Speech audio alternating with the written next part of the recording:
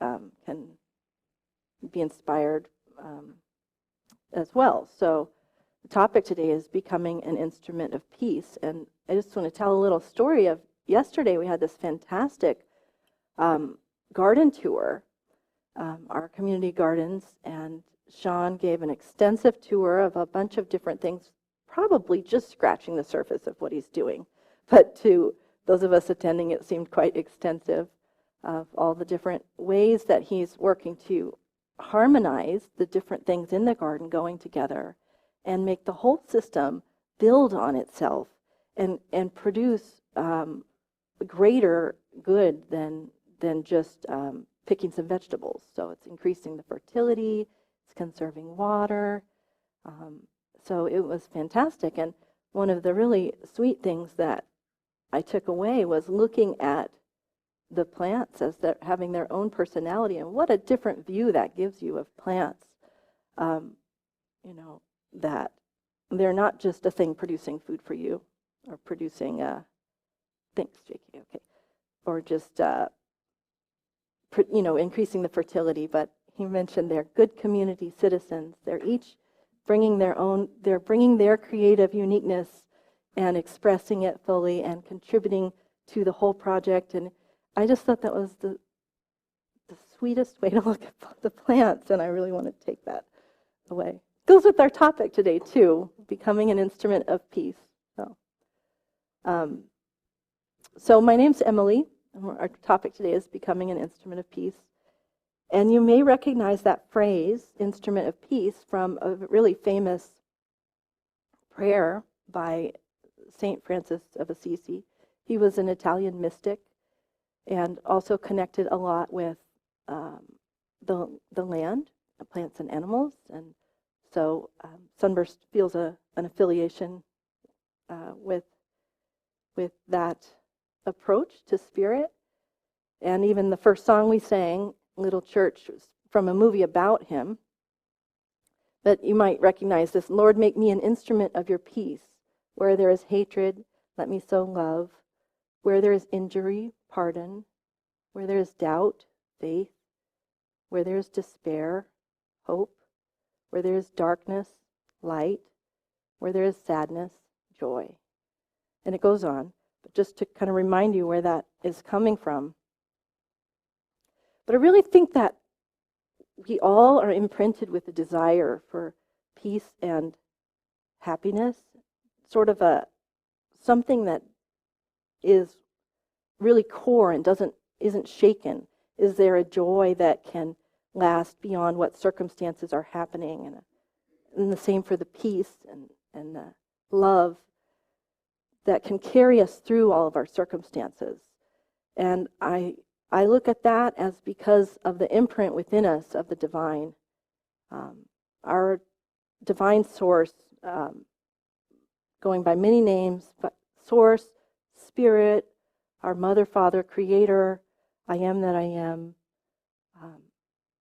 We are made out of that same substance, just like a wave is made of the ocean, even though it has its own uniqueness and its own activity that it does in its experience, but it's not separate from the ocean. And so if God, the divine, is the source of true joy, peace, happiness, love, no wonder we all desire to figure that out in our lives. And because we're all connected, all the waves are connected through the ocean. When we wish to find happiness in ourselves, we're never really going to find it unless there's happiness in others as well, or we're seeking to bring that as well. And vice versa. When you make somebody else happy, it kind of lifts your spirit. So that's something Yogananda said as well. He said, happiness lies in making others happy, in forsaking self-interest to bring joy to others.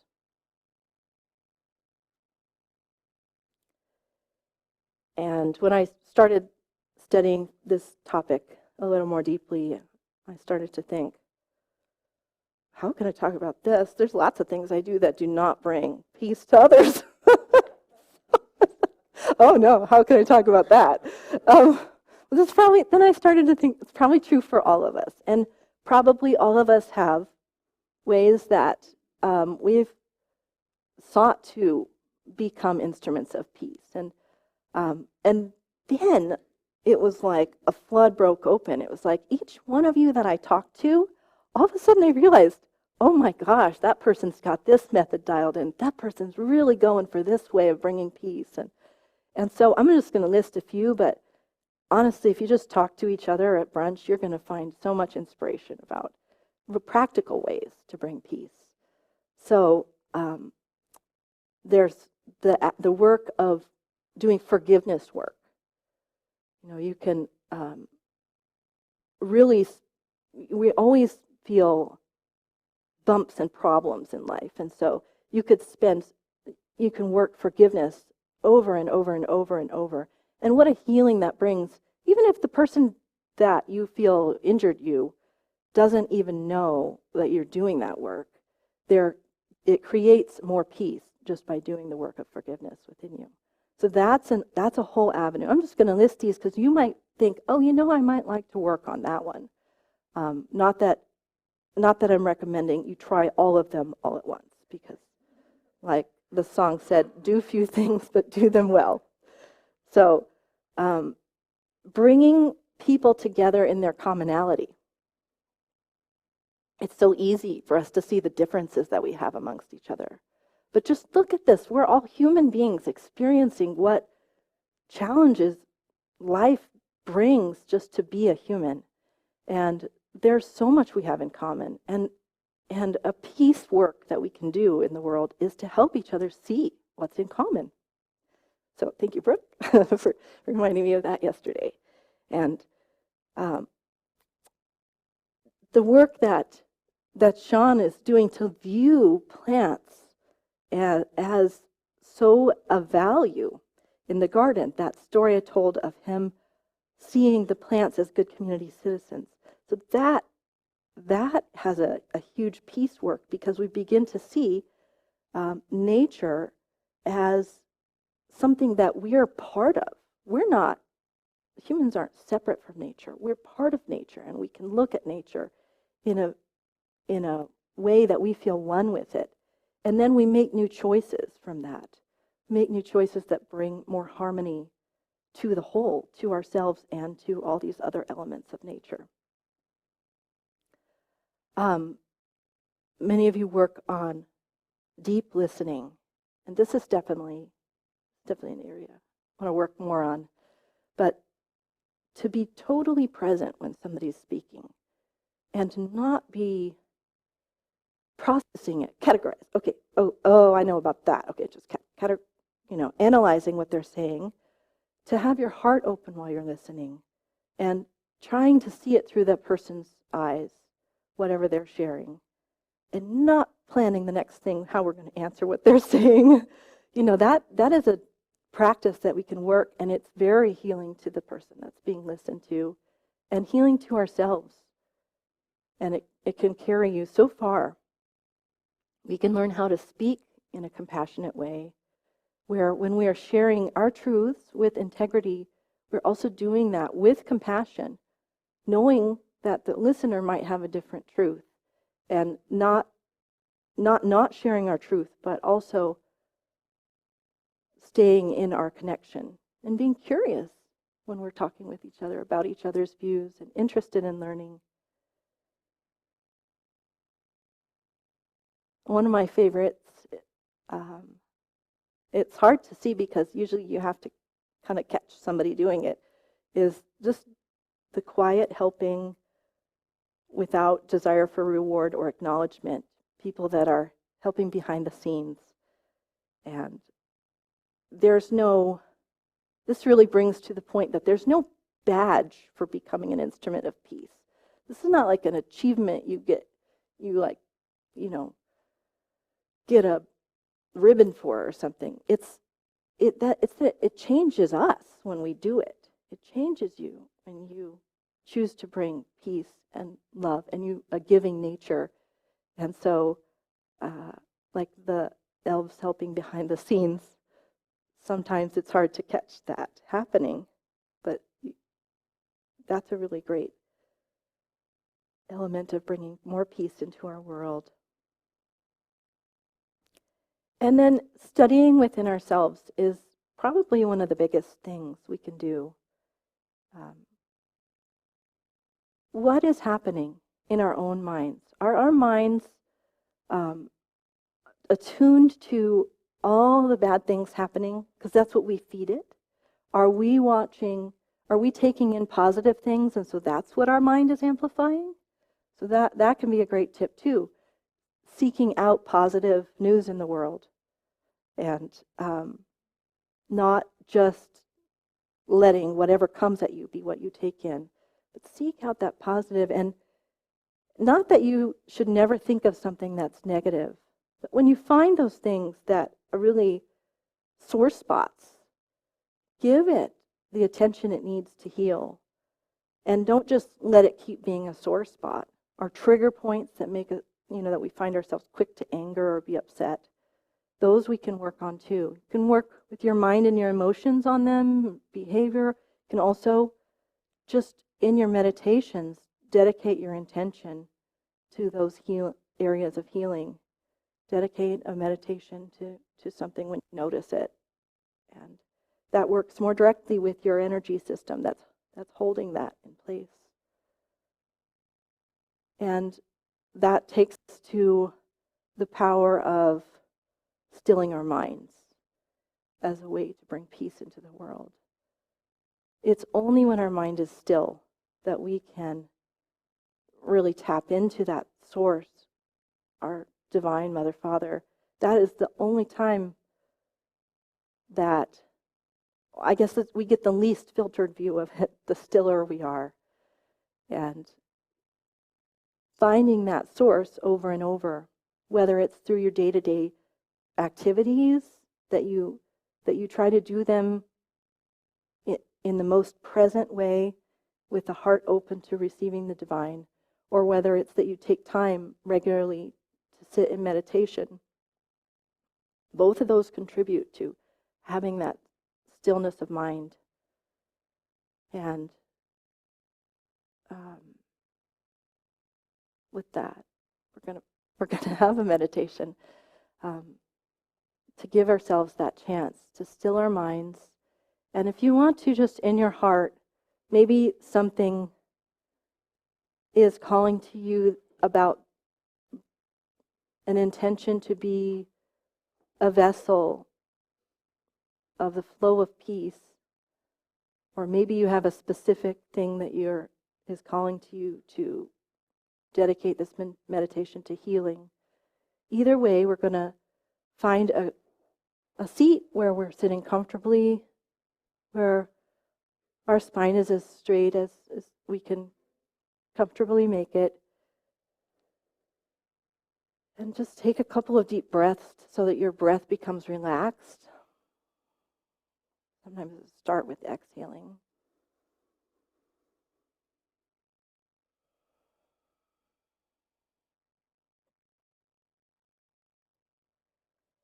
And then as we sit in the quiet to connect with divine peace, we're going to have some soft bowls. You can stay present with the sound of the bowls, and when they finally taper, you can stay present with the flow of your breath.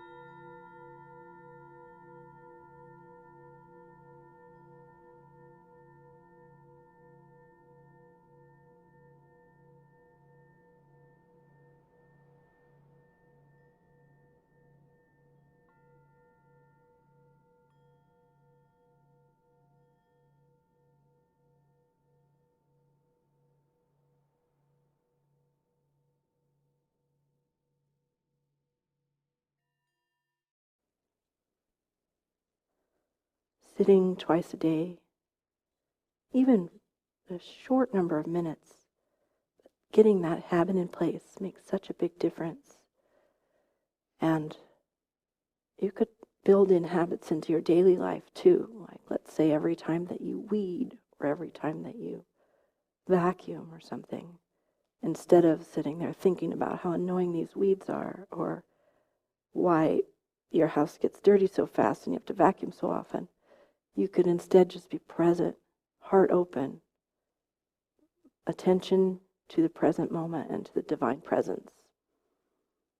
And then you gradually, that could grow into other times in your life too. I came across another helpful way to think about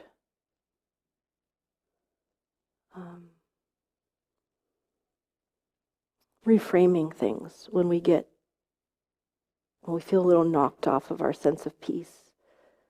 Something happens and it's just getting to you. And I've seen this a few places. The first place I ever saw it was through the Conscious Leadership Institute publications, but it's around other places too. That, are you looking at the thing as it happened? Did this happen to me? Why did this happen to me? Why did this happen to me? I'm sure we've all had that sentence go through our heads. That's looking, then we feel like a victim when we look at it. Why did this happen to me? And this is all leading towards and coming out of the understanding of our true oneness with the divine, and therefore our oneness with each other. That we can look at it as though did this happen by me? Did I create this happening? Or is there some part of it that I created? So then we look at it as you're part of you have a power, you're more empowered in the situation. You're a creator in that situation. Then there is did it happen for me? Is there something about what just happened that is actually an opportunity for me to grow, to learn more, to become more of what I'm seeking to become if I do the hard work of seeing it that way and reframing things? It might have happened for me. And that is a feeling of surrender to there being greater reasons than might be easy to see. That's a surrender feeling. And then the ultimate is seeing that it happened as you, that everything that's happening is ourselves happening. We're all reflections of each other. And so when things happen, it happened as me. We're all one. Do we see in each other all the differences and all the trouble we're all creating for each other? Do we see in each other the light of the divine? And it's not like this is just a quick thing, oh, from now on I'm just going to see everybody as the light of the divine. Like, it's a work. You have to work on it because you have those trigger points and boom, you're angry, boom, you're upset. Can you get yourself back to that? So having that practice of meditation helps you remember where that source of our peace is coming from. Connecting with God, connecting with the mother of all mothers, the father of all fathers, the source of unshakable peace itself. When we have that habit of coming back there, then we can start to look and see if we can see that in each other, even when these things are happening. I don't look at it like we're trying to create a life where there are no hiccups, there are no problems and upsets, but can we still see through it to the light in each other? We're not trying to all be the same, but can we celebrate the divine coming through our diversity and still being there as an opportunity for us to learn about the divine even when we have these hiccups. So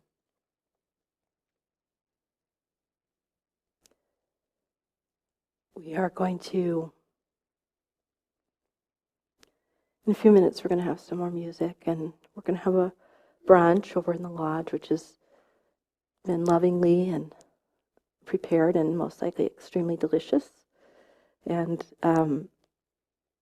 you're all welcome to stay. And I just want to reiterate that the whole first part of my talk was basically written by you all, by your examples of your peace work that you do. And there are so many more examples I could have listed, because we each have our gifts and our passions. The parts, the aspects that really we feel called to do, to bring about more peace, or that maybe just flow easily for us, and we don't even realize that it's our gift because we're not even thinking about it. It just happens, but other people see it in us.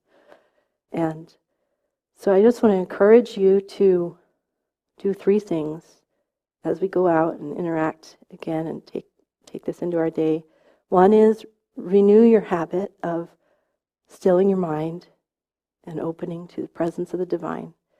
Reignite your own passion of what peace work flows for you, that you already love. That if you've been studying forgiveness, renew that, recharge that, or whichever thing it is. Maybe you study nonviolent communication. Just charge that back up if it's slipping, and then see if there's something you learn from each other that might be a growth area for peace work that we can take on too. So that's what I'm going to try to do, and invite you to do it too. And let's close with a prayer before we go into the songs.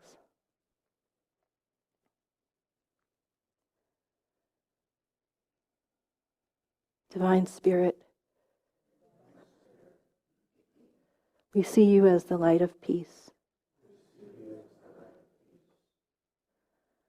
Our desire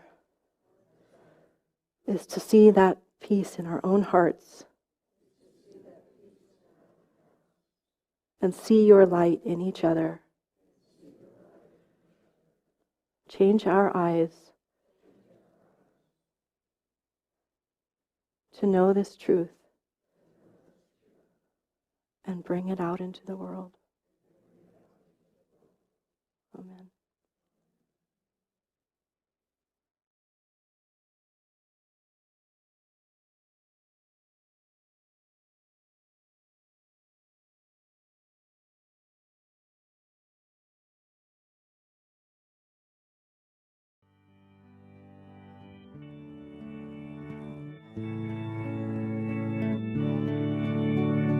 Make me an instrument, Lord, of thy peace, as I let go, as I release.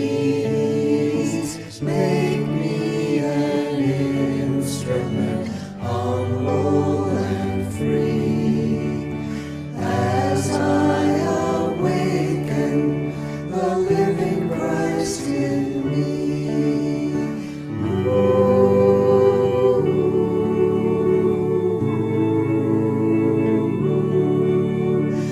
As I awaken the living Christ in me, make me an instrument, Lord of thy peace, as I give love I receive.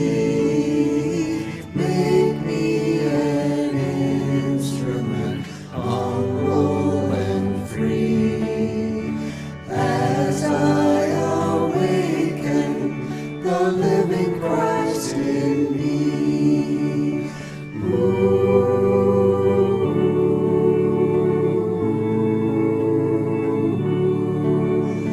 As I awaken the living Christ in me, make me an instrument, Lord of thy peace, as I let go, as I release.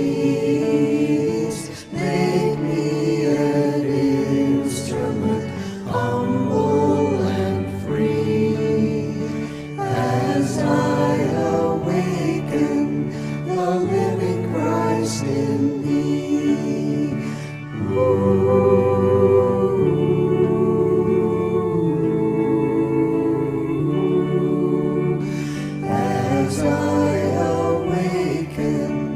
the living Christ in me. Make me an instrument, Lord of thy peace, as I give love